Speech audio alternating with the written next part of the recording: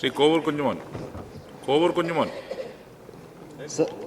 Sir, നമ്മുടെ tourism സാധ്യതകൾ ഏറ്റവും കൂടുതൽ വർദ്ധിച്ചു വരുന്ന കാലഘട്ടമാണ് അങ്ങയുടെ കാലഘട്ടം.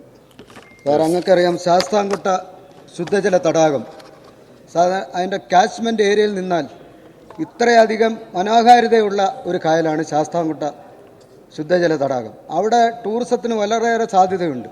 അങ്ങ് അതിനുവേണ്ടി ഒരു മുൻകൈ എടുക്കുമോ? വളരെ സാധ്യതയുള്ളതായതുകൊണ്ട് ഒരുപാട് പേർ വരുവാണ്. വിദേശികളും സ്വദേശികളുമായിട്ടുള്ളവർ ധാരാളം വന്നു പോകുന്ന ഒരു സ്ഥലമാണ് ശാസ്താംകോട്ട മേഖല. അതുകൊണ്ട് ശാസ്താംകോട്ട തടാക സംരക്ഷണവും ടൂറിസവും തമ്മിൽ യോജിപ്പിച്ചുകൊണ്ട് ഒരു വലിയ പ്രോജക്റ്റ് നടപ്പിലാക്കാൻ ഉദ്ദേശിക്കുന്നുണ്ട്.